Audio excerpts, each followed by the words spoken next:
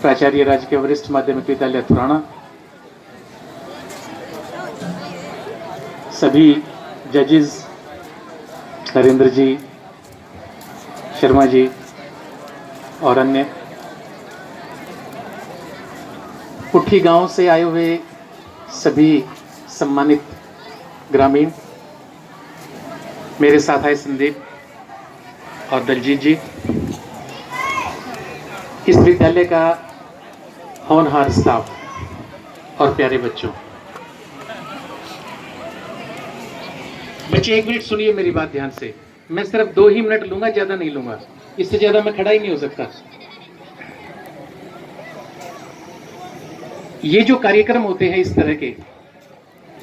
तरह के कार्यक्रम आपके अंदर एक जोश पैदा करते हैं, और वो जोश केवल और केवल इस तरह के कार्यक्रम करने का ही नहीं होता, बल्कि पढ़ने का भी जोश, हर किस्म का जोश आपके अंदर आता है। जब यहां कोई भी बच्चा परफॉर्म करता है तो आपको लगता है कि वो कार्य आप भी कर सकते हैं, बखूबी कर सकते हैं। और सबसे पहले मैं मंच संचालक महोदय का नाम लेना चाहूंगा, जिन्होंने बड़े खूबसूरती से, गोविंद वत्स, जिन्होंने बड़े खूबसूरती से मंच का संचालन किया है। मैं चाहूंगा कि हम सब मिलकर उनके लिए एक बार जोरदार तालियां बजाएं।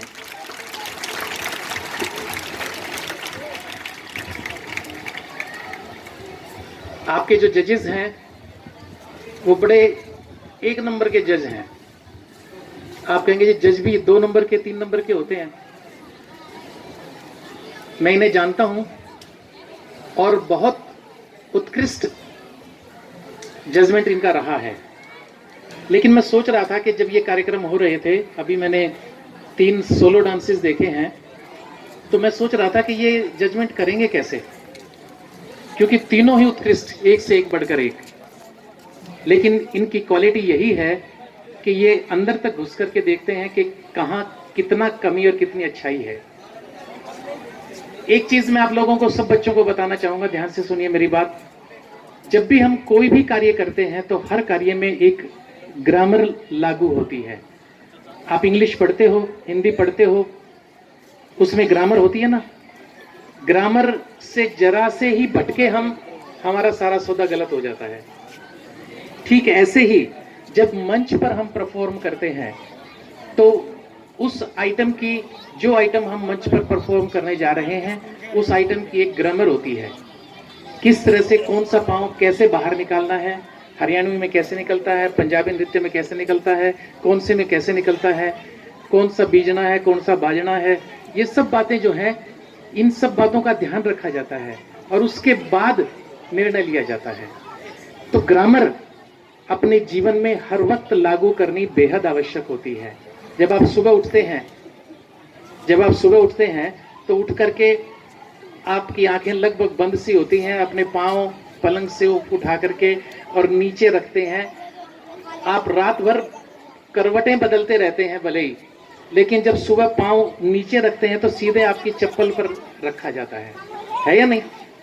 जो चप्पल आप निकाल के रात को सो करके सोने के लिए निकालते हैं पलंग के पास, उसके ऊपर ही पांव आता है सीधा, चाहे कितने नीचे चले जाएं, कितने ऊपर चले जाएं। ये है ग्रामर, ये है मैथमेटिक्स जिसको हम बोलते हैं। हमारा हिसाब किताब हमेशा चलता रहता है, सोए हुए होते हैं तब भी मैथमेटिक्स हमारा काम करता है, तब भी हमारी ग्रामर काम करती है।